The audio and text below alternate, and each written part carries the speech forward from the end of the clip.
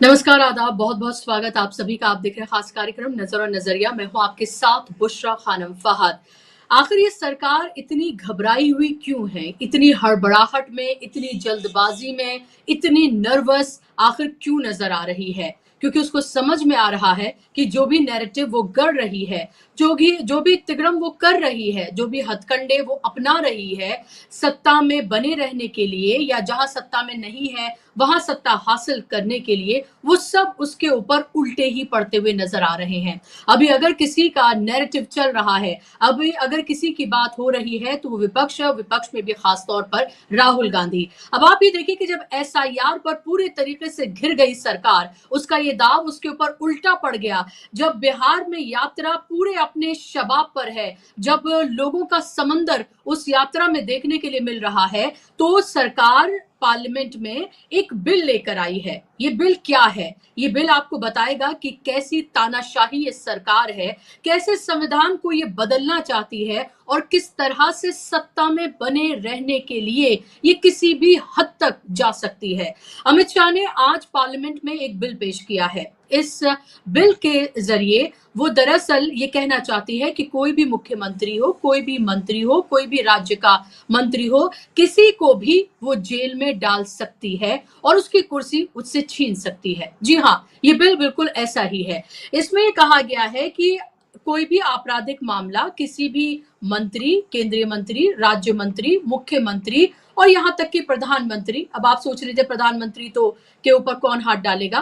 खैर, इसमें प्रधानमंत्री को भी शामिल किया गया है। अगर उसके ऊपर ऐसा कोई आपराधिक मामला है जिसमें 5 साल की सजा का प्रावधान है और वो मंत्री या फिर वो मुख्यमंत्री, राज्य मंत्री अगर 30 दिन तक हिरासत में लेकर उसको जेल में डाला जाता है, तो 31वें दिन उसको उसके पद से हटा दिया जाएगा।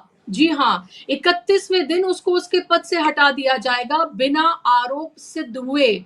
यानी कि उसके ऊपर सिर्फ ये आरोप लगा है, उसके ऊपर ये आरोप सिद्ध नहीं हुआ है, वो कन्विक्ट नहीं हुआ है और 31वें दिन उसे उसके पद से हटा दिया जाएगा। यानी कि अब कोर्ट्स की भी कोई जरूरत नहीं है, अब सुप्रीम कोर्ट की भी कोई जरूरत नहीं है। अब सरकार ये जो बिल लेकर आ गई है पार्लियामेंट के अंदर। हालांकि आज पार्लियामेंट में जब वो ये बिल लेकर आई तो इतना जोरदार हंगामा देखने के लिए मिला।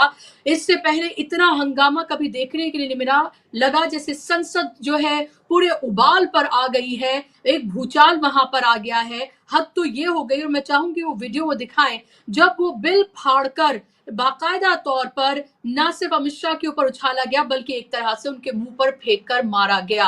और तमाम जो विपक्षी पार्टियां हैं उन्होंने इसका विरोध किया है। मैं चाहूंगी कि उस वीडियो को टीम दिखाए जहां पर अमित शाह के ऊपर ये बिल फाड़कर फेंका गया है और किस तरह का हंगामा आज पूरे पार्लियामेंट के अंदर देखने के लिए मिला है। इस बिल को जेपीसी को भेज दिया गया है। ये कहा गया है कि भेजा जा सकता है।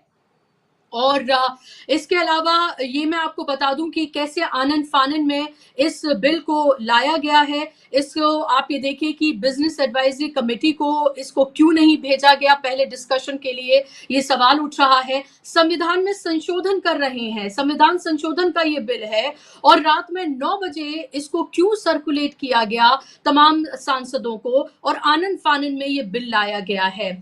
क्या ये एसआईआर से ध्यान भटकाने की कोशिश है? ये सवाल उठ रहा है। इतनी हड़बड़ी में ये सरकार क्यों नजर आ रही है? और साफ तौर पर ये भी दिख रहा है कि कैसे इस बिल के जरिए ना सिर्फ वो विपक्ष के जो मंत्री होंगे, राज्य के मंत्री या फिर मुख्यमंत्री, बल्कि आप ये देखिए जो एनडीए में शामिल हैं उनके ऊपर भी कैसे तलवार लटकाई जा रही है। ये देखिए आप, वीडियो देखिए आप कि कैसे ये भाड़ कर बिल जो है वो अमित शाह के ऊपर फेंका गया है। और एक और बात जो आज देखने के लिए मिली, जब ये बिल पेश किया गया उसमें आप ये देखिए कि जब विपक्ष हंगामा कर रहा था तो उसकी तस्वीरें नहीं दिखाई जा रही थी, म्यूट कर दिया गया उसको जब विपक्ष हंगामा कर रहा था। और कौन नजर आ रहा था? या तो ओम बिरला नजर आ रहे थे या फिर सत्ता में के जो में बैठे जो सांसद हैं, यानी कि सरकार के में जो शामिल हैं पार्टियां, उनके सांसद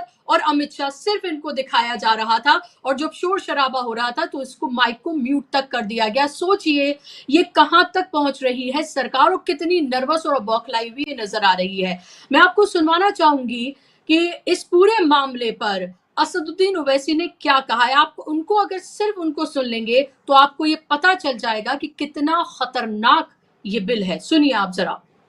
देखिए, ये जो 3 बिल आए आज इंट्रोड्यूस होंगे, हमारी पार्टी का मानना ये है कि ये theory of separation of powers का, ड्यू प्रोसेस का और जो जनता को ये अख्तियार है कि वो इलेक्टेड गवर्नमेंट्स को अकाउंटेबल बनाए, ये सब चीज़ें उसके खिलाफ जाता है। सेपरेशन ऑफ पावर्स आप देख लीजिए कि एग्जीक्यूटिव एजेंसीज को फ्री रन मिल जाएगा कि वो खुद जज, जूरी और एग्जीक्यूशनर हो जाएंगे, और मुख्यमंत्री को हटाना है तो असेंबली में हटाते हैं।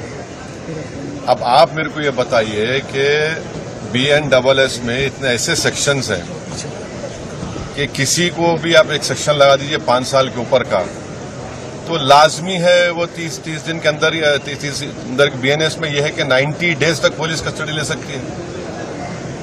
तो ये मेरे ख्याल से ये 1930 का गेस्टापो मूवमेंट हम भारत में देख रहे हैं कि जिस तरह वहां जर्मनी, उस वक्त के जर्मनी में गेस्टापो को बनाकर एक पुलिस स्टेट बना दिया गया। अब चीफ मिनिस्टर अकाउंटेबल नहीं होगा जनता को, बल्कि चीफ मिनिस्टर अकाउंटेबल होगा इन्वेस्टिगेटिंग एजेंसीज को। हमारे देश में SI से लेकर, इंस्पेक्टर से लेकर, ACP बोलिए, DYSP बोलिए, DCP बोलिए, एडिशनल CP, DGP तक कौन बनाता है इनको? रूलिंग पार्टी बनाती है। IT के ऑफिसर कौन बनाता है? ED के, CBI को रूलिंग पार्टी बनाती है। आप बताइए फिर कहां इंडिपेंडेंस रहेगा इन लोगों का? आप कैबिनेट के 6-7 लोगों को केस लगाइए, 30 दिन डालिए अंदर जेल में, गवर्नमेंट गिर गई उनकी। तो ये असल मकसद वो है, ये अनकॉन्स्टिट्यूशनल। अच्छा, उस बिल में ये भी है कि प्राइम मिनिस्टर को कौन अरेस्ट करेगा? प्राइम मिनिस्टर को बताइए। और प्राइम मिनिस्टर, ये उसमें उस बिल में कह रहे, प्राइम मिनिस्टर के बिल में कह रहे हैं कि प्रेसिडेंट करेगा। अरे भाई, संविधान में हमने लिख दिया कि the president will act on the aid and advice of the council of ministers. ये उसका कॉन्ट्रडिक्शन। दूसरा, गवर्नर को आप इख्तियार दे रहे हैं, गवर्नर आप अपॉइंट करते हैं। तो ऑल इन ऑल ये हमारी डेमोक्रेसी के लिए, ड्यू प्रोसेस के लिए, बल्कि भारत को एक पुलिस स्टेट बनाने का काम बीजेपी सरकार करना चाहती है इन तीनों बिलों के जरिए, जिसकी हम पुरजोर इसकी मुखालिफत करेंगे। और ये अनकॉन्स्टिट्यूशनल है, ये बिल्कुल अनकॉन्स्टिट्यूशनल है। आप हर चीज आपके हाथ में, सेंट्रलाइज आप अपने हाथ में कर रहे हैं। माने आप पिक एंड चूज करेंगे। और बीजेपी ये भूल रही है कि कब तक सत्ता में रहेंगे आप, कभी ना कभी तो निकलेंगे ना। तो पावर इटर्नल तो थोड़ी है कि ये आपके खिलाफ भी इस्तेमाल होगा। तो इस तरह का एक कोशिश की जा रही है, हम इसकी मुखालिफत करते हैं। तो वही शायद उनको इल्हाम हो चला है कि वो परमानेंटली अब सत्ता में रहेंगे, कभी वो सत्ता से हटेंगे ही नहीं। और यही गुरूर, यही अहंकार जो है वो साफ तौर पर उनके हर कदम में नजर आता है। और एक नर्वसनेस भी नजर आती है कि कुछ भी करेंगे, कुछ भी करके सत्ता में बने रहने के लिए वो किसी भी हद तक जा सकते हैं। इसीलिए आप ये देखिए कि जब देश में इतने बड़े बड़े मुद्दे मुबाहे खड़े हैं, तब आप ये देखिए कि सरकार की प्रायोरिटीज क्या है, वो किस तरह का बिल जो है पार्लियामेंट में इंट्रोड्यूस कर रही है। केशव वेणुगोपाल ने इसका अपोज किया है इस बिल का। और जाहिर सी बात है तमाम विपक्षी पार्टियों ने क्या कुछ उन्होंने कहा है उसको भी आप सुन लीजिए, फिर मैं अपने मेहमानों के पास जाऊंगी। Sir, BJP people are telling this bill is to bring morality in politics. Can I ask a question to the Honorable Home Minister? When he was the Home Minister of Gujarat, he had been arrested, sir. Whether he took the morality of that point of time, ये विषय नहीं है। आप मुझे सुनो जरा, मुझे सुनो गृह मंत्री जी, मुझे सुनो ना, पहले बैठ जाओ प्लीज। हाँ, गृह मंत्री जी। माननीय अध्यक्ष जी, मैं रिकॉर्ड क्लियर करना चाहता हूं। मुझ पर झूठे आरोप लगाए तब अरेस्ट होने के पहले मैंने नैतिकता तो आपने सुन लिया, यहाँ पर केसी वेणुगोपाल ने कहा कि वो खुद जेल जा चुके हैं, क्या मोरालिटी की वो बात कर रहे हैं, ये सीधे तौर पर कहा। तो उस पर सफाई देते हुए अमित शाह यहाँ पर नजर आ रहे हैं। चलिए आज इसी पर चर्चा करेंगे, इसी पर बात करेंगे। उस पर बात करने के लिए मेरे साथ खास मेहमानों का पैनल जुड़ गया है। स्क्रीन पर आप तमाम मेहमानों को ले आइए। 3 खास मेहमान फिलहाल आप देख सकते हैं और एक और खास मेहमान मेरे साथ जुड़ेंगे।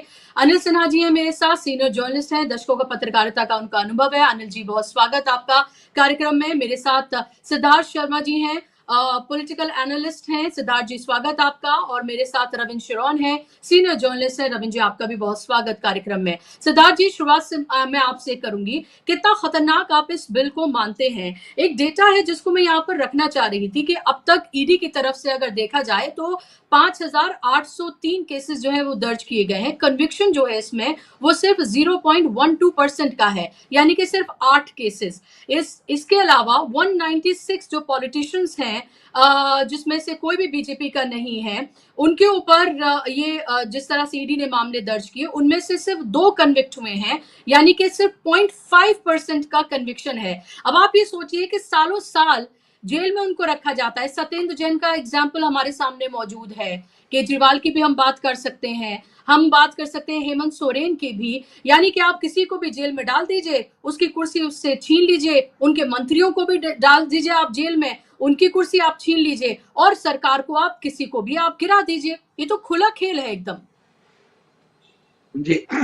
और जिसको आप चाहते हैं उसके ऊपर केस मत कीजिए, केस है भी तो उसको जेल में मत डालिए। जैसे हेमंत बिश्व शर्मा है, उनके ऊपर ईडी केस है, उनको आप जेल में मत डालिए, तो मुख्यमंत्री बने रख सकते हैं। छगन भुजबल के ऊपर केस है, लेकिन केवल क्योंकि पुलिस ने उनको अरेस्ट नहीं किया है इसीलिए उनको आप क्या कहते हैं मंत्री बना के रखिए। तो मेरे ख्याल से ना ये सबसे पहले तो ये बिल आता तो क्या होता, क्या खतरा होता, ये मैं बताता हूँ। उसके बाद में ये भी बता दूंगा कि ये बिल क्यों नहीं आए। सबसे पहले तो ना मुझे लग रहा है कि ये भाजपा के चाणक्य का ना, भाजपा के प्रधान जी को निपटने का ही प्लान है। सबसे पहले उन्होंने तमिलनाडु के अपने एक आदमी को डाल दिया उपराष्ट्रपति पद के लिए, मतलब डीएमके को पटा लिया है। अब तमिलनाडु में प्रधान जी के खिलाफ मान लीजिए एक एफआईआर हो गई, उसके बाद तो दायर करने के बाद 75 साल के पहले उनके, अभी हाल फिलहाल में प्रधान जी का 75 साल होने वाला है, उससे पहले अगर प्रधान जी के ऊपर तमिलनाडु में कोई एफआईआर हो गई, तब तो 75 साल से पहले उनको चाणक्य जी निपट देंगे, क्योंकि तमिलनाडु में बीजेपी शून्य पर है, तमिलनाडु में डीएमके की सरकार है। तो ये अगर कानून आएगा, इसका मतलब आप ये कह रहे हैं कि भारत में कोई भी थानेदार अपने यहाँ एक पुलिस केस करेगा और किसी को भी पकड़ के लेके चला जाएगा, और प्रधानमंत्री भी होंगे तो उनको 30 दिन के अंदर अपना क्या कहते हैं पद छोड़ना पड़ेगा। और ये पद उन्होंने अपने खुद खुशी से लिया नहीं है, जनता ने उन्हें जिता के भेजा है। तो जनता ने जिसे नियुक्त किया है, आपने आपके कार्यक्रम, आपके ऑफिस में नियुक्त अगर आप करते हैं तो उस व्यक्ति को मैं तो नहीं हटा सकता ना। आपके ऑफिस में, डीबी लाइव के ऑफिस में आपने किसी को नियुक्त किया है, तो सिद्धार्थ शर्मा उसको कैसे हटा सकता है? नियुक्त करने वाले आप हैं। तो जनता ने जिसे नियुक्त किया है, जनता ने जिसे चुन के भेजा है, उसे प्रधानमंत्री या राष्ट्रपति या मुख्यमंत्री कैसे हटा देगा? तो ये हटाने की जो बात है, ये पूरा का पूरा मतलब ये मैं उसका कारण है संस्कार के, मतलब बीजेपी ने ना सत्ता की परिभाषा को गलत समझ के रखा है। भाजपा सरकार को ये जान के रखना चाहिए कि सत्ता मिलती है सेवा करने के लिए, सजा देने का काम न्यायपालिका करती है। इस देश में किसी को फांसी दिया जाता है तो कोई मुख्यमंत्री या क्या कहते हैं मंत्री जाके किसी को फांसी नहीं देता है, फांसी की सजा देती है न्यायपालिका। इसीलिए इस देश में विधायिका नीति बनाती है, कार्यपालिका सेवा करती है, और न्यायपालिका गलती होने पर सजा देती है। तीनों का काम अलग अलग है। यहाँ पर अगर विधायिका सजा देने का काम शुरू करेगी तो ये तो ऐसा ही हो गया कि किसी क्लास में, किसी स्कूल में मास्टर जी है, मास्टर जी के क्लास में 30 बच्चे हैं, उसमें 29 बच्चे तो अच्छे हैं, एक बच्चा बदमाश है, थोड़ा सा नटखट है। अब पूरा बच्चा पर मास्टर जी पूरा ध्यान उस एक बच्चे पर ही डाल के रखे कि उसका नटखट को हमको सुधारना है, तो इसके मतलब तो आप बाकी 29 के पढ़ाई पर ध्यान ही नहीं देंगे, धीरे धीरे वो भी फेल होने लगेंगे। तो ये मतलब ही ये है कि भाजपा ने सत्ता की परिभाषा को गलत समझ के रखा है। उसको लगता है सत्ता का मतलब है मैं जनता को टाइट कर सकता हूं, जनता को सजा दे सकता हूं, जबकि उनका खुद का डाटा बताता है, national crime record bureau of India का डेटा बताता है कि 199 शरीफ पर भारत में एक अपराधी होता है। भारत में 140 करोड़ जनता है, पिछले साल 70 लाख अपराध हुए थे। मतलब 199 शरीफ लोगों को सेवा देने का काम सरकार का है।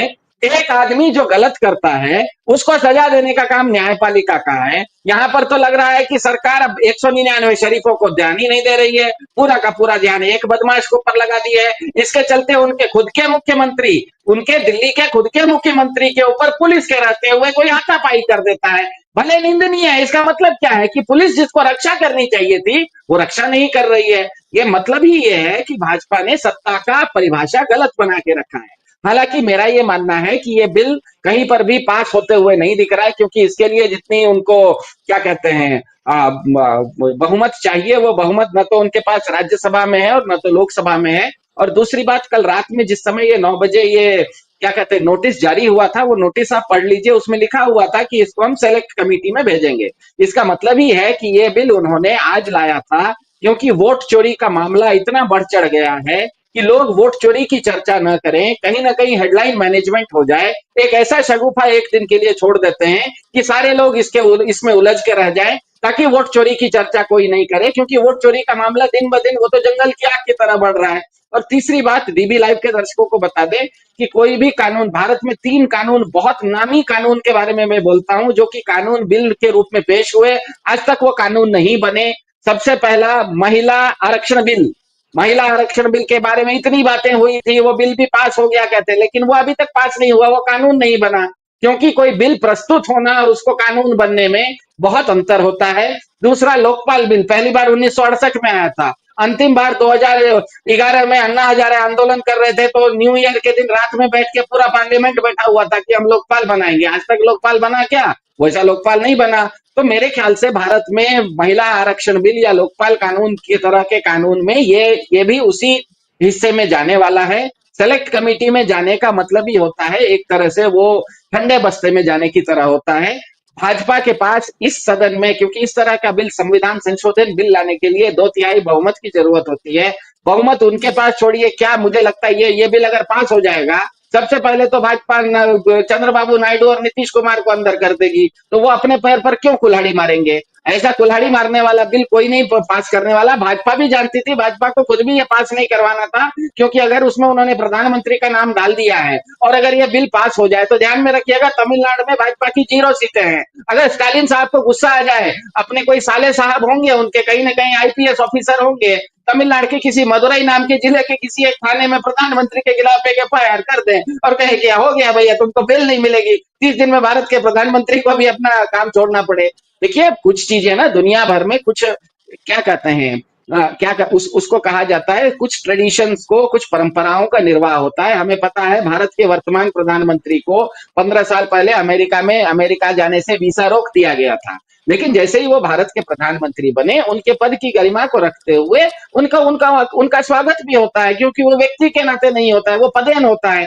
तो जनता ने जिसको भी चुन के भेजा है उनका आदर करना, जनता ने जिसको आशीर्वाद दिया है उसको तो आदर करना ही पड़ेगा। आप अगर नहीं कर रहे हैं, इसका मतलब ही है ये बिल लाने का एक ही मंशा थी। ये बिल कहीं किसी भी एंगल से व्यवहारिक बिल नहीं है, ये व्यवहारिक बिल नहीं है। इसका एक ही व्यवहारिक पहलू मेरी समझ में आ रहा है कि भाजपा के चाणक्य ने भाजपा के ही प्रधान जी को 75वें जन्मदिन से पहले निपटने का प्रोग्राम बना दिया है, क्योंकि आपने सबसे पहले तो तमिलनाडु के अपने आदमी को उपराष्ट्रपति का उम्मीदवार बनाया। इसका मतलब आपने डीएमके को पटा लिया है, डीएमके आपके साथ है। तमिलनाडु में आपकी 0 सीटें हैं। अब मान लीजिए प्रधान जी के 75वें जन्मदिन से पहले तमिलनाडु में एक एफआईआर हो जाए, तो 75 साल से पहले तो हमारे प्रधान जी को ही निपट देंगे ये चाणक्य महोदय। तो मेरे ख्याल से ये कहीं पर से भी व्यवहारिक नहीं था। ये कुल मिला के जो वोट चोरी का मामला जंगल की आग की तरह पूरे भारत में फैल रहा था, उसको इनको रोकना था। एक दिन के लिए किसी तरह हेडलाइन मैनेजमेंट करने के लिए इस तरह का एक बहुत बड़ा शगुफा वाला बिल ले आए, ताकि सब लोग उस पर चर्चा करें, ताकि उधर ध्यान न रहे। मेरे ख्याल से ये यही था। इसमें कहीं से भी किसी भी दृष्टिकोण से कोई व्यवहारिकता मुझे नहीं दिख रही। जी, महत्वपूर्ण बातें आपने कही है, कोई व्यावहारिकता नहीं दिख रही और जो सबसे महत्वपूर्ण बात है उसमें वो ये कि ये 2/3 मेजॉरिटी चाहिए होगी क्योंकि ये संविधान संशोधन का बिल है और ज़ाहिर-सी बात है 2/3 मेजॉरिटी ना तो राज्यसभा में है, ना ही लोकसभा में है, यानी कि इसको मैनेज करना पड़ेगा। इतने खतरनाक बिल को अगर एनडीए भी सपोर्ट कर दे तो वही बहुत बड़ी बात होगी क्योंकि उनको भी पता है ये सरकार कैसी तानाशाही सरकार है। ये कभी भी किसको किसी भी तरीके से कुचल सकती है अपने सत्ता में बने रहने के लिए। ओंकारेश्वर जी भी जुड़ गए हैं। ओंकारेश्वर जी, आपका भी बहुत स्वागत कार्यक्रम में। अनिल जी, आपके पास आऊं उससे पहले ओंकारेश्वर जी एक क्विक कमेंट आपका कि क्या ये सिर्फ और सिर्फ ये एक तरह का बबल नहीं था और ये हेडलाइंस मैनेजमेंट करने का सिर्फ एक तरीका भर नजर आता है क्योंकि मॉनसून सेशन खत्म होने वाला है। अगर ये फिर से इसको जेपीसी को ये भेजा जाएगा, ये कह दिया गया है, उसके बाद आप ये देखिए कि ये फिर शीतकालीन सत्र में शायद दोबारा ये डिस्कशन के लिए आएगा, यानी कि अभी लंबा चौड़ा किस्सा है इसका। लेकिन एक डर फैलाने के लिए, हेडलाइंस मैनेजमेंट के लिए ये इस तरह का बिल लाया गया है। इससे ही साफ जाहिर होता है कि कितनी डरी हुई और खौफ में है ये सरकार। और किससे है? उस राहुल गांधी से है जिनकी यात्रा ने एक तरह का पूरा बवाल खड़ा कर दिया है और जंगल में, जैसे सिद्धार्थ जी ने कहा, जंगल में आग की तरह पूरी तरीके से मामला फैल गया है। हालांकि आज तो हॉल्ट था यात्रा का और राहुल गांधी भी आज नजर आए हमें पार्लियामेंट के बाहर। देखिए, सिर्फ इतना कहने कि इससे खारिज करना ठीक नहीं होगा कि हेडलाइन मैनेजमेंट है। अगर इस बिल के प्रावधानों को देखें, इस पे शार्पली रिएक्ट किया है तमिल उसमें टीएमसी की लीडर और वेस्ट बंगाल की चीफ मिनिस्टर ममता बनर्जी ने, तृणमूल कांग्रेस की, और इसको ब्लैक डे ब्लैक बिल करार दिया है। और जो उसमें रिएक्शन लोग दे रहे हैं उसकी तुलना रॉलेट एक्ट से कर रहे हैं ब्रिटिशर्स की, और ममता बनर्जी ने खुद भी इसको Hitlerian assault on the very soul of the Indian democracy की संज्ञा दी है। सामान्य बात नहीं है, क्योंकि भारत में एक नहीं कम से कम 1.5 दर्जन ऐसे नेता मुख्यमंत्री स्तर के होंगे जिनके ऊपर आरोप लगे और उनके ऊपर केसेस चल रहे हैं। कई लोग गिरफ्तार हुए, कुछ लोगों को गिरफ्तारी के बाद छोड़ दिया गया, लेकिन अब आप उसमें जोड़ रहे हैं कि गिरफ्तारी के बाद आपकी सरकार भी जाएगी, सदस्यता भी जाएगी, सब कुछ। पिछले दिनों हमने हेमंत सोरेन को, अरविंद केजरीवाल को जेल में देखा है। जिस समय धारा 370 हटाने की चर्चा थी, स्टेट ऑर्गेनाइजेशन बिल पेश हुआ था, उस समय कम से कम जम्मू कश्मीर के 3 मंत्री नजरबंद थे, फारूक अब्दुल्ला, उमर अब्दुल्ला और महबूबा मुफ्ती। तो ये जो सिलसिला है, ये मुझे लगता है कि ऑपोजिशन को और साथ साथ रूलिंग पार्टी अलायंस में जो लोग हैं उनको भी डराने का एक बहुत बड़ा हथियार है। और उससे भी बड़ा हथियार कोई ऐसा सलाहकार है जो कह रहा है कि आप कल जाना है तो आज ही चले जाओ, क्योंकि ये बिल इतना वोट के अधिकार पर लोगों को यूनाइट कर रहा है। उससे ज्यादा यूनाइट जो है with in the party, outside party, against Modi, ये यूनाइट करेगा, ये तय है। एनडीए के घटक दल भी, आंध्र प्रदेश के chief minister Chandrababu Naidu jail होके आए हैं, फिर जेल जा सकते हैं किसी भी मामले में, और इसमें किसी को भी फंसाया जा सकता है। आप सत्येंद्र जैन को इतने दिन जेल में रखे और फिर आपने उनको छोड़ दिया, इस पर किस सरकारी अधिकारी के खिलाफ कार्रवाई हुई है कि आफ्टर ऑल तुमने उस पर पकड़ा क्यों, इतने दिनों जेल में रखा क्यों, किस न्यायिक अधिकारी पे ये सवाल उठा है कि भैया किस आधार पे तुमने इसको जेल में डाला था। पिछले दिनों हमने देखा कि सुप्रीम कोर्ट ने पीएमएलए एक्ट के स्पेशल प्रोविजंस को ड्रैकोनियन बता के खारिज किया था। उसके बाद सुप्रीम कोर्ट का ये ऑब्जर्वेशन था कि ईडी के 5000 केसेस में मात्र 10 में दोष सिद्धि हो पाई, और आप ठगों जैसा व्यवहार नहीं कर सकते। ये सुप्रीम कोर्ट का ऑब्जर्वेशन है। उसके बाद आप ऐसा बिल लेके आ रहे हैं जो दुनिया के किसी भी डेमोक्रेटिक कंट्री में नहीं है, चाइना को छोड़ के। क्या आप चाइना को फॉलो कर रहे हैं क्या इस तरह के? और इससे लाभ किसको होने वाला है? नुकसान सरकार का, और सिर्फ सरकार का होने वाला है, सिर्फ प्रधानमंत्री का होने वाला है, क्योंकि प्रधानमंत्री को अनपॉपुलर करने का ये सबसे बड़ा जरिया है कि उनके ड्रैकोनियन फेस को दिखाइए। कि ये सबसे हम तो आएंगे और हम रहेंगे तो हम सबको कुचल डालेंगे। अब ये क्रॉस द पॉलिटिकल पार्टीज और विद इन द एनडीए जो एलाइज हैं, नीतीश कुमार भी जेल जा सकते हैं, उनके ऊपर भी मुकदमे हैं और गंभीर मामले हैं कई। जब मामला खुलेगा तो पता चल जाएगा, बचेगा कौन? चिराग पासवान को भी फंसा देंगे, कोई भी एक केस डाल दीजिए और किसी को भी डाल दीजिए। तो ये ऐसा कानून है कि अगर पारित हुआ तो आपको तो लगेगा कि आपको हथियार मिल गया, लेकिन क्या आज की तारीख में आप ममता बनर्जी पे कार्रवाई करेंगे तो समूचा वेस्ट बंगाल खड़ा नहीं हो जाएगा और किस तरह के आंदोलन की स्थिति पैदा नहीं होगी। और एक क्रॉस द पॉलिटिकल पार्टी, आप कश्मीर से लेके कन्याकुमारी चले जाइए, किस राज्य में किस मुख्यमंत्री और बीजेपी के मुख्यमंत्रियों के खिलाफ बहुत सारे ऐसे लोग हैं जिनके ऊपर, हेमंत बिस्व शर्मा को कितने दिन आप रखेंगे? लेकिन सवाल यह है कि आप अपनी पार्टी के लोगों को सेव करेंगे, दूसरों पर एक्शन होगा। ये बहुत ही खतरनाक बिल है और इससे पॉलिटिकल पार्टी में एक तरह से सिहरन मची हुई है और ये सिहरन सरकार के खिलाफ जाएगी। वो और ज्यादा कठोरता से एक दूसरे से जुड़ेंगे, चाहे वो उद्धव ठाकरे हो, शरद पवार हो, चाहे कोई और नेता हो, आप कहीं भी ले लीजिए, उत्तर से लेके दक्षिण तक किसी न किसी के ऊपर। और पॉलिटिकल पार्टीज में ये होता ही है, आप लगाते हैं, आप जस्टिफाई कर दीजिए ना कि हेमंत बिस्व शर्मा पे जब वो कांग्रेस में थे तब बीजेपी ने कितने गंभीर आरोप लगाए थे, कितने घोटालों के आरोप लगे थे, आज वो कैसे मुख्यमंत्री बने हुए, कैसे सब कुछ साफ है, कैसे अजित पवार के खिलाफ और कैसे वहां के और भी बहुत सारे महाराष्ट्र के नेताओं के खिलाफ बड़े बड़े आरोप थे। तो ये सेल्फ किलिंग स्टेप है और मुझे लगता है कि इसका पार्लियामेंट में जब भी नेक्स्ट सेशन में इसकी रिपोर्ट फाइनली आएगी, इस पे बहुत बड़ा बवाल होना है। और ये वोट के अधिकार का जो आंदोलन और तूफान बिहार से उठा है, उसको कुचलने की कोशिश में उसको और फ्लेयर अप करेगा, उसमें और घी डालने वाला काम करेगा। ये इससे कोई घबराने डरने वाला नहीं है, क्योंकि आप इतने दिनों बाद हेमंत सोरेन भी रिहा हुए ना, अरविंद केजरीवाल भी रिहा हुए ना, चंद्रबाबू नायडू भी रिहा हुए ना, तो लोग इसके लिए तैयार बैठे हैं कि वो आंदोलन करेंगे, संघर्ष करेंगे। भाई आप आपातकाल की बात करते हैं, उस आपातकाल ने कांग्रेस को नुकसान पहुंचाया था ना, एक उसको उनको खत्म करना पड़ा था ना। आप बिना उसके ऐसे कानून ला रहे हैं जिससे सबसे पहले आपका नुकसान हो रहा है, मैं ये देख रहा हूं। दूसरी तरफ जम्मू कश्मीर रीऑर्गेनाइजेशन एक्ट जो लाया गया है, उसमें और भी अधिकार एलजी को दिए गए हैं और मुख्यमंत्री को यह कहा गया कि वो उनकी सिफारिश पे एलजी किसी मंत्री और उसको हटा सकते हैं। आपने वहां पे जो उम्मीद थी कि आप स्टे बहाल करेंगे, वो भी मामला ठंडा पड़ता हुआ दिख रहा है। जी, बहुत महत्वपूर्ण बातें आपने कही ओंकारेश्वर जी।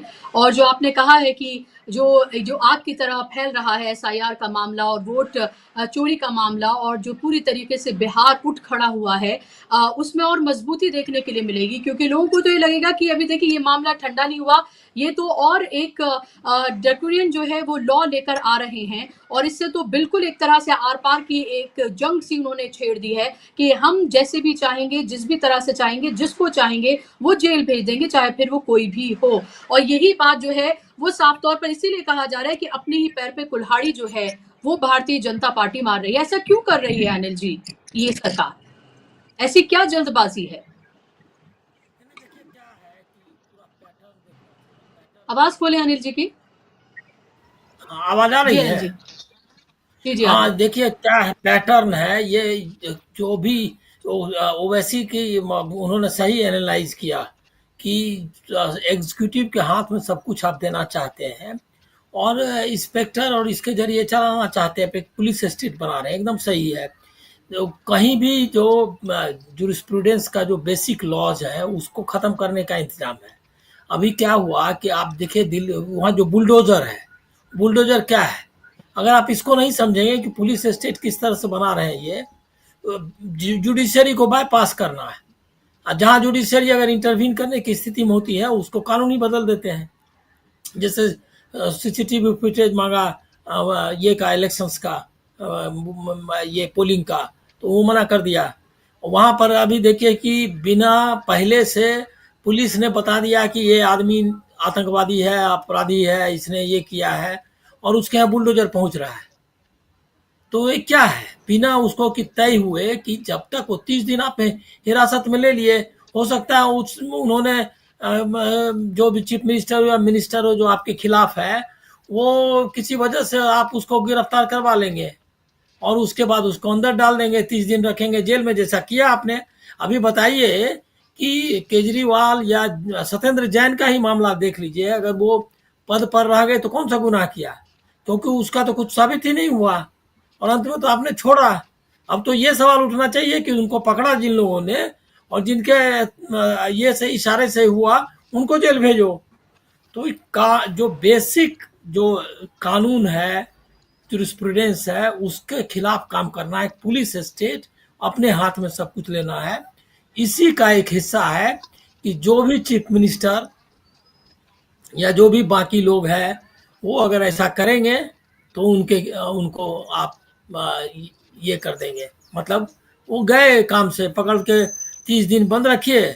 आसाम में उनको चंद्रबाबू नायडू के खिलाफ आसाम में दर्ज करिए मुकदमा, किसी में पकड़ के उनको ले जाइए और उसके बाद कर लीजिए, उन्हीं के स्टेट में किसी तरह से आप उनको NIA से गिरफ्तार करवा लीजिए, जैसा करवाया। वो तो हालांकि दिल्ली में उनका होम मिनिस्ट्री उनके हाथ में नहीं था, लेकिन बाकी जगह तो कर ही सकते हैं। तो ये पुलिस स्टेट वाला मामला है और ये जो असली फेस है बीजेपी का वो दिखाई दे रहा है। दूसरी बात, आप लोग ये इस मुगालते में मत रहिए कि उनको लग रहा है क्या कि कभी तो हटेंगे। उन्होंने तय कर लिया है कि नहीं हटेंगे नॉर्मल के ये में। आप लोग ये जो सब लोग बोलने लगते हैं कि लोकतंत्र है, जाएंगे तो कभी तो हट जाएंगे, अरे वो ये मान के नहीं चल रहे हैं। आप देख रहे हैं जिस तरह से इलेक्शंस को कंट्रोल कर रहा है, ये क्या है? ये इलेक्शंस को कंट्रोल करना, मैंडेट को कंट्रोल करना, बाद में अगर मान लिया महाराष्ट्र कर देना, कर्नाटक कर देना, मध्य प्रदेश कर देना, इससे आपको लग रहा है कि कहीं भी उनको जो पीपुल्स मैंडेट है उसमें कोई भरोसा है? वो सत्ता में बने रहना है किसी तरह। 240 अब देखिए कि आप जब मोदी जी का देखिए चरित्र देखिए, तरीका देखिए, 240 जीतने के बाद वो रोज बोल रहे हैं क्या कि तीसरी बार जनता ने हमको जीता कर दिया है। बताइए, कोई भी सेंसिबल आदमी एक बार बोलेगा कि जनता ने हमको वोट नहीं दिया और हम अपने से सत्ता में नहीं आए हैं, लोगों ने अभी किया है, मैं कोशिश करूंगा कि अगली बार लोग हमको पूरे बहुमत से जिताए, एक बार भी नहीं बोल रहे हैं। और वो एक बार भी मीटिंग नहीं की पार्लियामेंट्री पार्टी की, NDA की मीटिंग होती है अभी तक, और इसको आप क्या कहेंगे? इसका मतलब है कि झूठ, लाइज एंड इसके आधार पर आपको सत्ता चलाना है और ये से क्या कहते हैं, जिसको कहते हैं मसल पावर से आपको सत्ता हासिल रखना है। अब अभी इसी के मामले में देखिए, राधा कृष्णन के मामले में कौन सा कंसल्टेशन किया? कोई कंसल्टेशन किसी से नहीं किया। और पहले से ही आप बताइए कि जब भी ऐसी स्थिति आएगी कि कोई एक extra judicial, extra non political outfit जो बाहर से, जिसकी कोई अकाउंटेबिलिटी नहीं है, जो कि हिसाब तक नहीं देता है, जिसको NGO उन्होंने कहा, NGO को हिसाब देना होता है ये को क्या कहते हैं गवर्नमेंट को, कि हमारा ये हिसाब किताब है और हमने जो बनाए हैं, जो मतलब जो जिस कानून के तहत हमारा रजिस्ट्रेशन हुआ है उस तहत, उससे बाहर हमने काम नहीं किया है। तो वो NGO भी नहीं है, RSS, लेकिन उसके बाद वो प्रधानमंत्री उसको वहां से सर्टिफिकेट दे रहे हैं। तो आप इसको आप क्या समझेंगे कि एक extra judicial, extra political outfit वो तय कर रहा है। रोज छप रहा था कि इस बार जो है उपराष्ट्रपति पद का कैंडिडेट RSS का आदमी होगा। ये RSS के लोग भी बोल रहे थे, बाहर के अखबार जो उनका स्पॉन्सर्ड मीडिया है वो भी बोल रहा था। मेरा मन कहना ये है कि हम लोग या जो भी विपक्ष के लोग ये समझ रहे हैं कि देश में लोकतंत्र चल रहा है, उनको इस सोच को रिवाइज करना चाहिए। मैं मानता हूं कि वो अपने तय डिक्लेयर कर चुके हैं। दिक्कत ये है कि 140 करोड़ की आबादी है, एक डाइवर्स कंट्री है, वहाँ कुछ सरकारें भी खिलाफ वाली हैं, विपक्ष की हैं, और दूसरा है क्या कि 75 साल के पहले भी कुछ इंस्टीट्यूशंस जिनको कि प्रिंसिपल्स के आधार पे बनाने की कोशिश की थी अंग्रेजों ने, क्योंकि अंग्रेजों को इसलिए नहीं कि भारत में कोई लोकतंत्र चलाना था, लेकिन अगर मोरालिटी अगर उसमें नहीं होता तो अपने यहाँ वहाँ लोकतंत्र नहीं रख पाते। इसकी वजह से उन्होंने कुछ इंस्टीट्यूशंस हमको लोकतंत्र दिए, क्योंकि उनके यहाँ भी लोकतंत्र रखना था। तो ये लगे कम से कम कि लोकतंत्र में विश्वास करते हैं, तो उन्होंने भी जो कुछ इंस्टीट्यूशंस बनाए कि जज भी मान लिया है तो एक अदालत होगी, एक कानून होगा, उसके जरिए किसी को हम देंगे सजा। ये उसी प्रिंसिपल से बाहर जा रहा है। अब बताइए कि आप लोगों को लग रहा है अगर अभी भी 3 साल 4 साल के बाद कि 2 साल हो गए ना, अतीक अहमद और उसके लोगों भाई को मार डाला बकायदा पुलिस की हिरासत में, किसी को कोई पुलिस ऑफिसर को जेल जाते आपने देखा? पुलिस की हिरासत में भेजा जाता है इसीलिए, मतलब पुलिस के नहीं, जुडिशियल कस्टडी में भेजा जाता है कि आप जो है बिना कानून के आपको खरोच तक नहीं आएगा। उसका मेडिकल होता है, वो बीमार होगा तो उसको इलाज कराना होता है, उसको बकायदा उसी हिरासत में गोली से मार दिया और उसके बाद कोई अकाउंटेबिलिटी नहीं। ये जो बुलडोजर राज है उसी का एक्सटेंशन है कि कानून हम अपने तरीके से बनाएंगे, इलेक्शंस को हम कंट्रोल करेंगे। अभी बताइए कि कोई जवाब दिया आपको election commissioner, chief election commissioner ने? कुछ जवाब मानने की तैयार है, कहता है एफिडेविट दो। अरे कौन सा कानून में लिखा हुआ है भाई? उनको पहला काम ये है, अभी उसने जो प्रेस रिलीज निकाली है उसमें 38 स्टेक होल्डर्स का नाम है। अरे 38 स्टेक होल्डर्स कहाँ से आ गया? मतलब गैर कानूनी गैर संवैधानिक बातें बोल रहा है, कोई सुनने वाला नहीं है। स्टेक होल्डर 2 ही है ये में, क्या कहते हैं, ये का इसका चुनाव का। एक स्टेक होल्डर है पब्लिक जो वोटर है और दूसरा स्टेक होल्डर पॉलिटिकल पार्टीज है।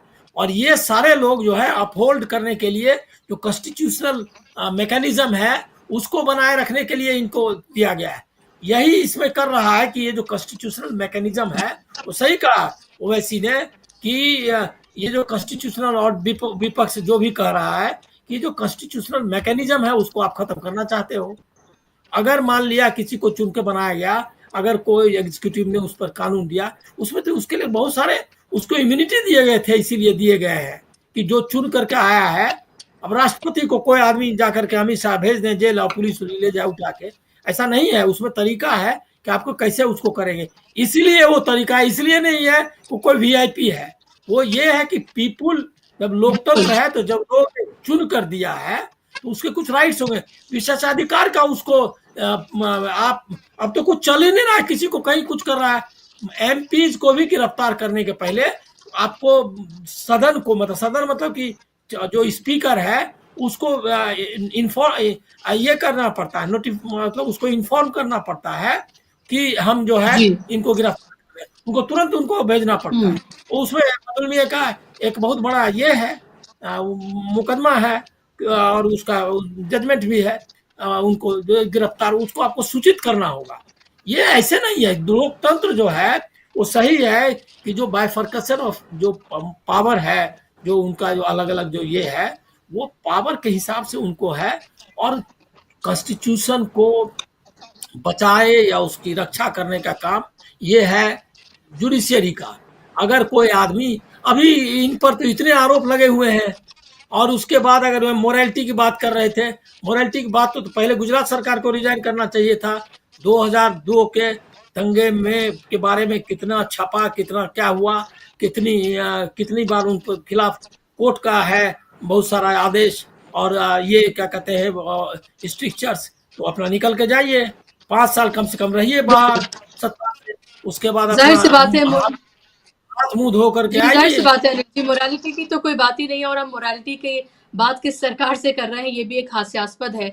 मोरालिटी का तो एमबी उनको छूकर नहीं गुजरा है, और ये साफ तौर पर ये दिखा रहा है कि आखिर क्या करने की कोशिश, वही लोकसभा चुनाव में जो एक मुद्दा था कि संविधान को बदलना चाहते हैं, 400 पार इसलिए मांग रहे हैं, 400 पार तो नहीं हुए लेकिन कोशिशें अभी भी वही हैं। उसी तरीके से जो इंडिपेंडेंट इंस्टीट्यूशंस है, कॉन्स्टिट्यूशनल जो संस्थाएं हैं, उनको कैसे कुचला जा रहा है और उनको कैसे अपने हाथ में लेकर उनसे वो करवाया जा रहा है जो वो करना चाहते हैं, और अपने पपेट्स को बिठाया जा रहा है, साफ तौर पर दिख रहा है। मैं आपके पास लौट रही हूँ अनिल जी। रविंद्र जी को मैं शामिल करूंगी इस चर्चा में। रविंद्र जी, आप कैसे इस सबको देख रहे हैं? सवाल वही है कि जो सवाल ये उठाया जा रहा है कि लोकतंत्र क्या बचा है वाकई, ये लगातार एक के बाद एक संविधान पर प्रहार है, लोकतंत्र पर प्रहार है, चाहे चुनाव आयोग की बात करें या अब ये जो बिल लाया जा रहा है, या वैसे भी आप देख लीजिए किसी भी पार्लियामेंट्री जो चुनकर आया है कुछ सदस्य, उसको कभी भी, चाहे मुख्यमंत्री है, राज्य मंत्री, किसी को भी उठा के जेल में डाल दिया जाता है, और अब तो आप बाकायदा तौर पर इसको बिल लेकर आ रहे हैं। जी नमस्कार उषा जी, अनिल जी और ओंकारेश्वर जी के साथ सभी दर्शकों को भी। देखिए, इसकी तुलना किससे करी विपक्ष ने? रोलट एक्ट से 1919 में आया था, और उसमें क्या था, और उसके बाद रोलट एक्ट का विरोध करते वक्त हम लोगों को याद रखना पड़ेगा जलियांवाला बाग भी, उसके बाद जलियांवाला बाग कांड हुआ। रोलट एक्ट जो आया था उसमें कहा था कि मेयर सस्पिशन, शक के बिना पर गिरफ्तार कर लिया जाएगा। मतलब नेचुरल जस्टिस जो है, उस नेचुरल जस्टिस के सिद्धांत का वॉयलेशन था उसमें। नेचुरल जस्टिस क्या है कि जब व्यक्ति दूसरा सामने वाला जो भी है उसको अपना सफाई देने का अधिकार है। एक दूसरा, वो जब तक कि आरोप सिद्ध नहीं होते, हर व्यक्ति भारत के संविधान के अनुसार निर्दोष है, कानून जो कहता है।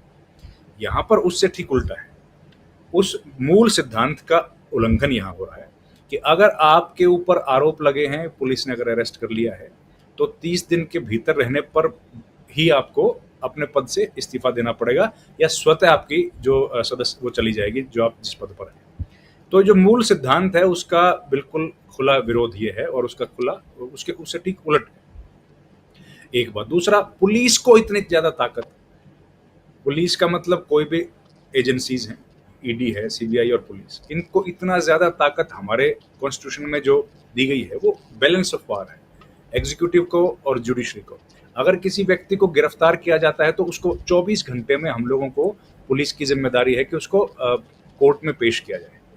यहाँ पर तो उस सिद्धांत का भी वायलेशन है कि एक बार जिसको अरेस्ट किया गया, जाहिर है पुलिस आमतौर पर ऐसा होता है कि उसको जेसी में या पीसी में भेजती है, और 30 दिन का वक्त है तो कोर्ट उसको कुछ भी करे, लेकिन पुलिस ने अगर उसको 30 दिन तक के लिए किसी भी बिना पर, अलग अलग मामलों में भी, एक मामले में जरूरी नहीं है, अलग अलग मामलों में अगर उसको गिरफ्तार कर लिया, जैसे केजरीवाल को एक मामले में जमानत दे दी गई थी, लेकिन दूसरे मामले में जमानत ना मिलने की वजह से उनको कई दिन तक जेल में रहना पड़ा। तो एक मामला ही दर्ज होगा ऐसा तो नहीं है, एक व्यक्ति पर अनेक मामले भी दर्ज हो सकते हैं, और ऐसी स्थिति में उनके साथ क्या होगा वो हम लोग जानते ही हैं कि इस सरकार में जिस तरह का पहले का हमारा एक्सपीरियंस है। एक बात। दूसरा, अगर हम लोग आज संसद की कार्रवाई की बात करें बुशरा जी, तो पहली बात तो रात बिल दिया गया। अब नियम क्या है? नियम तो यह है कि 24 घंटे पहले बिल की कॉपी सदस्यों के घर भेजी जाती है। आज भी वही प्रक्रिया है, बदला तो है नहीं। हार्ड कॉपी जाती है, प्रिंटेड डॉक्यूमेंट जाता है। सवेरे 10 बजे 9 बजे जब सांसद 8 बजे शुरू होता है, 9-10 बजे तक घर पहुंच जाती है। जब वो चाय पी रहे होते हैं तो एक संसद भवन से एक बंडल उनके घर में आता है, आज की कार्रवाई या कल जो बिल पेश होने वाले हैं उनको आप पढ़ो, उस पर तैयारी करो। रात को 9 बजे अगर आप बिल देने वाले हो, इतना अर्जेंसी वाला बिल तो है नहीं, इतना सीक्रेसी का बिल नहीं है।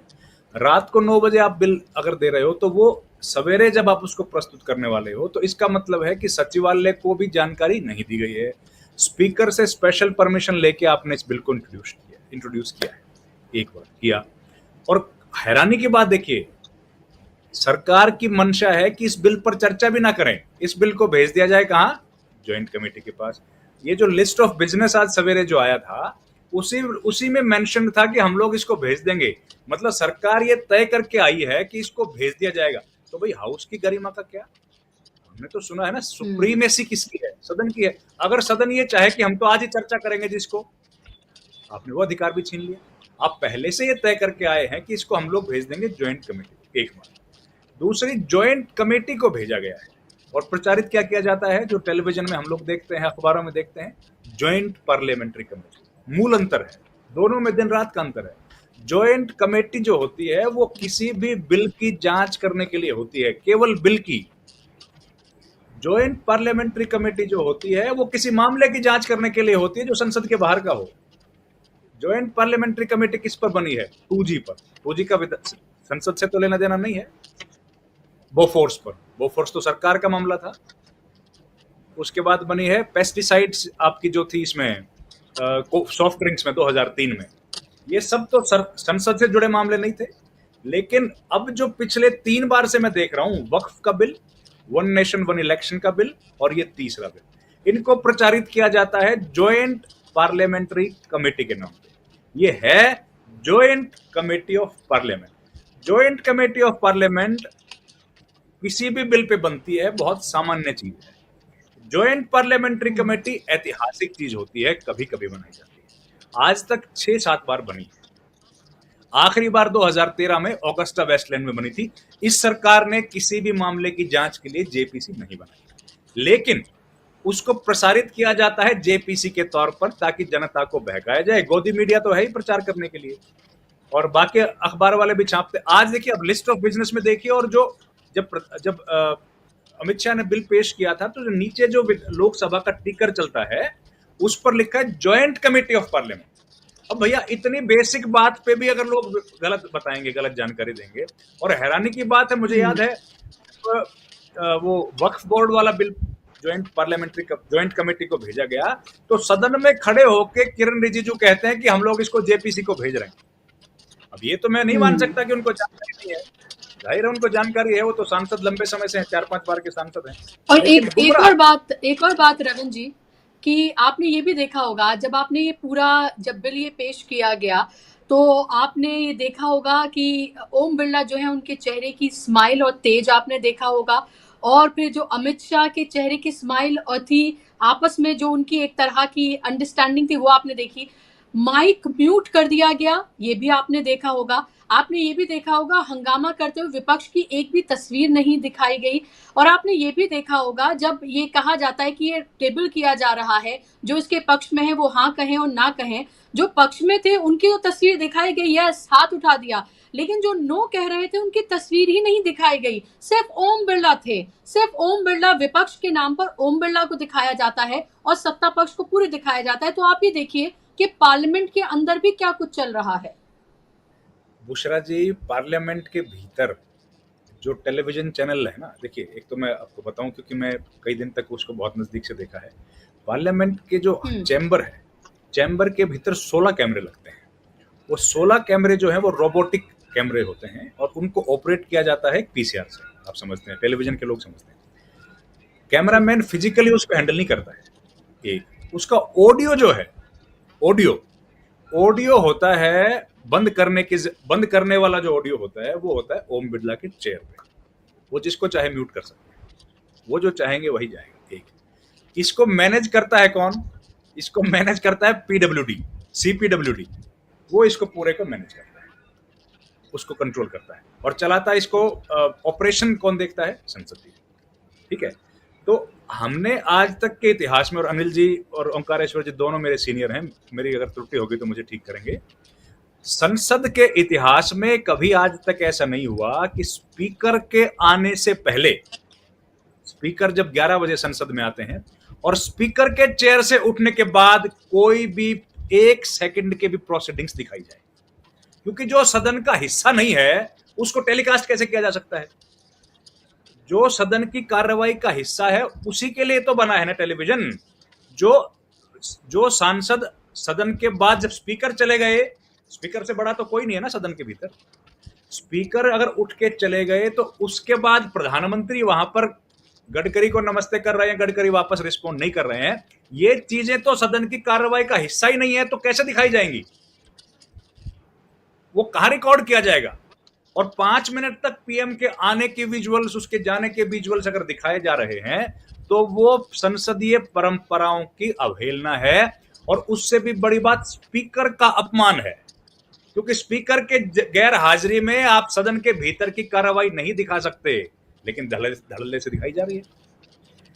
इस तरह का जब होगा, एक बात और आखिरी बात इस पर, ये जो इनमें सदन में इनकी बहुमत है उस पर वो पास कर सकते हैं, क्योंकि जो कॉन्स्टिट्यूशन है ये कॉन्स्टिट्यूशनल अमेंडमेंट तो है, लेकिन बेसिक स्ट्रक्चर का अमेंडमेंट नहीं है। तो इसमें 2/3 जो बहुमत चाहिए वो सिटिंग एंड वोटिंग का है, जो प्रेजेंट होंगे और जो वोट करेंगे। एक दूसरा, ओवरऑल हाउस की मेजोरिटी, सिंपल मेजोरिटी से हो जाएगा। बेसिक स्ट्रक्चर जो होता है उसमें, अगर जैसे जीएसटी का अमेंडमेंट था, उसमें 2/3 बहुमत और फिर पूरे स्टेट्स में से मेजोरिटी ऑफ असेंबलीज उसको पास करेंगी, वो है। तो पास तो ये कर लेंगे, लेकिन ये जो बिल है ये ड्रैकोनियन है।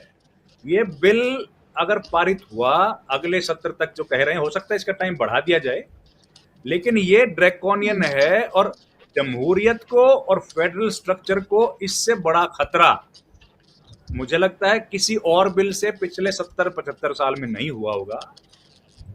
पूरी ताकत अगर ईडी, जो कि सबसे निखट्टू एजेंसी के तौर पर सुप्रीम कोर्ट ने जिसको बोला है, जिसकी कन्विक्शन रेट 1% से भी 1% है, कुल 1000 में से 1%, उसके हाथ में अगर ताकत दे दी जाएगी, सीबीआई के हाथ में अगर ताकत दे दी जाएगी, इसमें एक फायदा दिख रहा है मुझे, बस इसमें नेता प्रतिपक्ष का पद नहीं आएगा, जो मैं समझ पा रहा हूं, क्योंकि इसमें जो आएंगे वो संवैधानिक पद आएंगे। नेता प्रतिपक्ष का पद संवैधानिक नहीं है, उसका संविधान में उल्लेख नहीं है। नेता प्रतिपक्ष जो है वो इवॉल्व हुआ है संसदीय परंपराओं से। उनको जो नेता प्रतिपक्ष को जो इक्विवेलेंट, कैबिनेट मिनिस्टर के इक्विवेलेंट जो दिया जाता है, वो लोकसभा और राज्यसभा देती है, सरकार नहीं देती है। तो उसमें मुझे लगता है, मेरी समझ है, हो सकता है गलती हो, पर मुझे लगता है कि क्योंकि वो पोस्ट नहीं है, वो कॉन्स्टिट्यूशनल पोस्ट नहीं है, तो जाहिर है वो इसके एम्बिट में नहीं आएगी। वो कैबिनेट मिनिस्टर के रैंक के बराबर हैं, कैबिनेट मिनिस्टर नहीं है ना। तो वो ओथ लेते हैं, कैबिनेट ओथ लेते हैं, लोग नेता सदन नेता प्रतिपक्ष तो ओथ लेते नहीं है, वो तो सांसद के तौर पर ही ओथ लेते हैं। उनको जो सुविधाएं दी जाती हैं वो लोकसभा देती है और राज्यसभा देती है, सरकार नहीं देती है। सरकार केवल डेजिग्नेशन देती है उनको ऑर्डर ऑफ प्रेसिडेंस में, जो कि एमएचए बनाती है। तो इसलिए वो शायद इस एम्बिट से बाहर हो जाएंगे, लेकिन कोई ना कोई जुगाड़ तो करेंगे उनको भी लेके आने का। हो सकता है कुछ सुधार करें उसमें और। जी बुशरा जी बिल्कुल, जाहिर सी बात है, आपने महत्वपूर्ण बातें बताई हैं और टेक्निकली आपने पूरा एक तरह से समझाया रविंद्र जी, और ये बताना भी दर्शकों को बहुत जरूरी है ताकि वो इसकी निटी-ग्रिटी जो है उसको भी समझ सकें। ओंकारेश्वर जी, आपके पास मैं आऊंगी संक्षेप में आपसे, और फिर अनिल जी, कि ये तमाम हम ये देख रहे हैं कि सरकार में घबराहट है, ये देखा जा रहा है। बिहार को लेकर जो सब कुछ उसने किया, उसको ये लग रहा है उसके बाद भी उसको जीत हासिल नहीं होगी बिहार में। इस तरह की परिस्थितियां बन रही हैं और उसको भी साफ तौर पर लग रहा है। मेरा सवाल ये है कि क्या ऐसा बिल लाकर ओंकारेश्वर जी, उसने अपने ही पैर पे कुल्हाड़ी नहीं मारी है? जब ये लोग कह रहे हैं कि आपने ईसी को अपने कब्जे में ले लिया, अब तो ये घर घर तक पहुंच गया है कि ईसी और बीजेपी अलग अलग नहीं है। ईसी जो है वो बीजेपी के लिए काम कर रहा है। लोगों को लग रहा है चुनाव तो आपने पहले ही हड़प लिया है, अब आप जो है मुख्यमंत्रियों को, मंत्रियों को, आप उनको अब जेल में डालने का पूरा बिल आप लेकर आ गए हैं। तो इससे तो ये साफ मैसेज चला ही जाएगा कि आप लोकतंत्र और संविधान को पूरी तरीके से खत्म करना चाहते हैं। आप दिखावे का सिर्फ संविधान और लोकतंत्र रखना चाहते हैं और बाकी सब चीजें अपने कंट्रोल में रखना चाहते हैं। तो क्या ये तमाम चीजें उनके अगेंस्ट नहीं जाएंगी? एक लोकसभा के चुनाव में जब ये मैसेज गया था तो 240 पर सिमट गए थे, साम दाम दंड भेद करके। ये दरअसल one party one leader one law का ये जो अमेंडमेंट बिल है, 130वां संशोधन बिल, और रविंद्र जी ने बहुत डिटेल में उसकी बताई कि लोग इसको जेपीसी और ज्वाइंट कमेटी दोनों में भी डिफर करते हैं, उसको यूज करते हैं। ये सरकार तो हर चीज में उसमें इस्तेमाल करती है। कहेगी बांग्लादेशियों को डिटेक्ट किया, अब लोग समझेंगे कि डिपोर्ट किया। डिटेक्ट और डिपोर्ट में बहुत बड़ा फर्क है, अंग्रेजी के शब्दों का इस्तेमाल कर लीजिए। पानी रोक दिया और कहेंगे कि साहब हमने एबियंस में डाल दिया है। अब समझते रहिए, आम जनता एबियंस को, उसको डिक्शनरी ढूंढ ढूंढ के समझेगी एबियंस क्या होता है। लेकिन ये सामान्य कानून नहीं है। ट्विटर पे मैं देख रहा हूं लगातार रिएक्शंस आ रहे हैं। ब्लैक डे ब्लैक बिल के नाम से ये वायरल हो रहा है, तेजी से हो रहा है। एमके स्टालिन ने भी रिएक्ट कर दिया है और ये कह रहे हैं लोग कि this is not the constitutional amendment bill, this is the constitutional assessment bill. और इस तरह से जरूरत क्या थी? दरअसल समझना ये चाहिए कि आज इनको ऐसे कानून की जरूरत क्यों पड़ी। एक तो बिहार में एसआईआर रिवीजन जो है वो तूफान की तरह वहां पर गति पकड़ रहा है। गली गली में वो घूम रहे हैं, जिले जिले में राहुल गांधी घूम रहे हैं और उसके साथ कारवां दिखाई दे रहा है। बुलेट मोटरसाइकिल की रोशनी में हेलीपैड बनाए जा रहे हैं जहां वो उतर रहे हैं और सड़कों पे कारवां चल रहा है।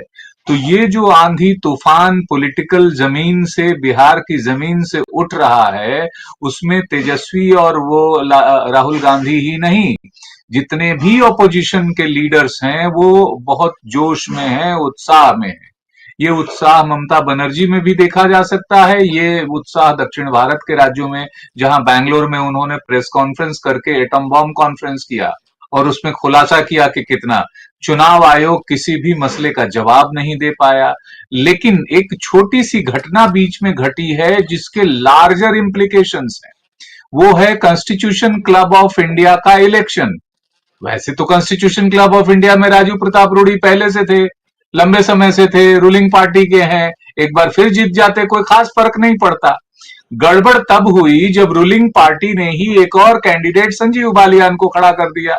उसमें सरकार के दो नेताओं ने उनके पक्ष में जो है वो मुहिम शुरू की कि भाई इनको जिताया जाए इस बार, यानी अपनी ही पार्टी के राजीव प्रताप रूडी को हराया जाए, अपनी ही पार्टी के संजीव बालियान को जिताया जाए। विपक्ष को इस खेल में जरा मजा आया, उसने अपनी टांग अड़ा दी और जरा राजीव प्रताप रूडी के कंधे पे हाथ रख दिया। रूडी मैसिव रूप से 100 से 102 वोटों से जीत गए और ये जो है सरकार एकदम सख्ते में आ गई कि बीजेपी के भीतर बैठे हुए भी लोगों ने भी उनके ऑफिशियल नहीं, अनऑफिशियल बट सपोर्टेड कैंडिडेट को सपोर्ट कर दिया, उनके खिलाफ सपोर्ट कर दिया। तो अगर ऐसा वाइस प्रेसिडेंट इलेक्शन में हो गया तो क्या होगा? तो डराओ भाई, इनको जल्दी डराओ, जल्दी बताओ कि सबको पकड़ के जेल में डाल देंगे, सबकी सरकारें बर्खास्त कर देंगे, चाहे वो स्टालिन हो, उद्धव, मतलब कोई भी हो, हेमंत सोरेन हो, चाहे कोई भी हो, बाहर का भी हो, भीतर का भी हो, चंद्रबाबू नायडू हो। तो ये उसको डराने वाला बिल है, लेकिन सिर्फ इससे डराया ही नहीं जा सकता। अगर ये कानून अस्तित्व में आया तो जुडिशियरी को भी बाईपास करेगा, उसको भी बहुत सारे, उसको साइलेंस कर देगा, उसके भी बहुत सारे अधिकार जो है वो कर्टेल हो जाएंगे। तो ये इसीलिए इसको ड्रैकोनियन माना जा रहा है और इसकी तुलना बहुत हिटलरी या रॉलेट या तमाम उससे नवाजा जा रहा है, इसको कहा जा रहा है। सवाल ये है कि इससे ऑपोजिशन क्या बिखरेगा? पार्टी के भीतर भी जो असंतुष्ट लोग हैं और बहुत सारे लोगों पे जो चार्जेज हैं वो भी इससे नाराज होंगे, वो भी इससे घबराएंगे। अब तो आप नितिन गडकरी के खिलाफ याद है आपको, कई सारे केसेस उन पे चल चुके हैं और कई सारे घोटाले घपले की बात आई थी कि भाई इतने का सड़क और इतने में कैसे बन गया, उनके ऊपर पहले भी नागपुर में वो था। तो भीतर वालों पे भी ये कार्रवाई हो सकती है, बाहर वालों पे भी, सिर्फ मुख्यमंत्री उप मुख्यमंत्री पे नहीं, किसी भी नेता पे कार्रवाई होगी, किसी भी सांसद पे कार्रवाई होगी। तो जो कोई भी सरकार को सलाह दे रहा है वो दरअसल उनका समर्थक नहीं है, उनका घनघोर विरोधी है। वो कह रहा है कि आप कम अनपॉपुलर हुए हैं, थोड़े और अनपॉपुलर होइए, आप थोड़े और आप तानाशाह के रूप में सामने आइए, ताकि आपकी सरकार को गिराने का ऑपोजिशन ही नहीं, पार्टी के भीतर जो बैठे लोग हैं वो भी जल्दी से जल्दी उपाय करें। So this is self killing kind of step which the ruling government has taken। आपने देखा कि केंद्रीय गृह मंत्री अमित शाह के सामने बिल फाड़ के लोगों ने फेंका है उसको हाउस में, और हाउस में ऑपोजिशन कमजोर नहीं है। और रूलिंग गवर्नमेंट को याद रखना पड़ेगा कि किसी भी तलवार की नोक से ये दोनों को आप कितने दिन टिकाए रख सकते हैं? मात्र 20, 25, 28 सीटों का फर्क होगा। वो कभी भी एक, अगर राहुल गांधी आज कोई स्टेटमेंट जारी कर दे कि कांग्रेस से छोड़ के जो लोग दबाव में, लालच में किसी भी वजह से गए हैं वापस आ सकते हैं, तो आप देखिए भगदड़ मच जाएगी उधर।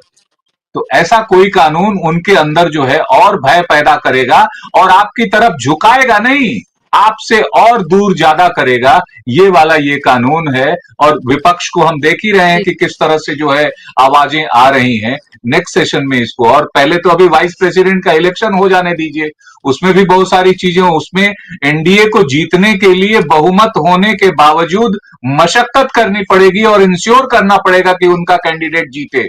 परसेप्शन की लड़ाई में इंडिया अलायंस ने ऐसा कैंडिडेट दिया है जो उनसे वैसे ही हार गया है कि भाई इनसे ज्यादा पढ़े लिखे, कॉन्स्टिट्यूशन के संरक्षक, निर्विवाद और ऐसे जो सहमति वाले पूर्वज, और जो लोग कह रहे हैं ना कि भाई एक्स जस्टिस को इन्होंने, अरे भाई एक 2011-13 में वो छोड़े हैं, 10-12 साल हो गए उनको सुप्रीम कोर्ट छोड़े हुए। आप 10 साल नहीं अगले साल दे देते हैं, उससे तुलना ना कीजिए। तो ये जो परसेप्शन क्रिएट किया जा रहा है, लोग आजकल सबका प्रोफाइल गूगल पे पढ़ लेते हैं और उस पे बड़ा पाक साफ तरीके से लोग इस पे निर्णय करते हैं। जी बुशरा जी। जी, बिल्कुल। महत्वपूर्ण बातें आपने कही हैं और राजीव प्रताप रूडी के राहुल गांधी के साथ आज हाथ मिलाने की तस्वीर भी बड़ी वायरल हो रही है। जब वो प्रेस को मुखातिब कर रहे थे राहुल गांधी, राजीव प्रताप रूडी वहां से गुजर रहे थे और उन्होंने बाकायदा तौर पर हाथ मिलाए और कांग्रेचुलेशंस किया। तो एक तरह से वो जो जीत है राजीव प्रताप रूडी को जो दी है, ये भी एक संदेश है कि जिधर राहुल गांधी है उधर जीत है और वो मोदी शाह की जोड़ी को भी हरा सकते हैं। ये एक मैसेज दिया गया है, चाहे छोटे से चुनाव में ही सही। लास्ट कमेंट अनिल जी आपका, 30 सेकंड में, वक्त की कमी है। नहीं, ये रूडी वाला मामला, इसमें भी वाइस प्रेसिडेंट में भी होने की संभावना है, इसको इनकार नहीं किया जा सकता। और ये जो सही कहा ओंकारेश्वर जी ने कि ये यूनाइट कर रहे हैं इसको, इंडिया गठबंधन को, जो काम उनको मेहनत करनी होती जिसके लिए, वो ये खुद ही उनको कर रहे हैं। जैसे अभी उन्होंने इलेक्शन वाले मामले में किया और दूसरा अभी ये वाला इशू, उनको लगातार दे रहे हैं मौका कि आप जरा इकट्ठा हो जाइए। तो ये वाइस प्रेसिडेंट वाला अगर इकट्ठा हो गए तो रूडी वाला खेल कहीं उसमें भी ना हो जाए, इसकी पूरी संभावना है, मुझको तो लगता है। और अगर ऐसा हो गया तब तो फिर कोई बात ही नहीं है। तो इसके लिए भी इंतजार करना चाहिए। अभी है कि जो यूनिटी जो इंडिया गठबंधन की है, अब वो उसके लिए जो मसाले हैं वो आ रहे हैं बीजेपी की तरफ से। जी, बिल्कुल सही कह रहे हैं आप कि मसाले वहाँ से आ रहे हैं और यहाँ पूरी तरीके से पूरी जो डिश है वो पककर जो है वो तैयार हो रही है। ये पूरी तौर पे दिख रहा है और ये हर चीज़ को ये हो गया है। हमने देखा है 2014 के, लगता है कि होगा तो वही जो मोदी शाह चाहेंगे। अब वो धारणा भी जो है वो बदल रही है, वो अवधारणा भी बदल रही है। ऐसा नहीं है कि जो वो चाहेंगे वो होगा। देखिए आप कैसे लगातार आप घटनाक्रम देखिए कैसे परिस्थितियां जो है वो बदल रही हैं। बहुत शुक्रिया अनिल जी आपका, ओंकारेश्वर जी आपका, रविंद्र जी आपका, कार्यक्रम का हिस्सा बनने के लिए, समय देने के लिए बहुत धन्यवाद। शुक्रिया आप तमाम दर्शकों का भी कार्यक्रम का हिस्सा बनने के लिए।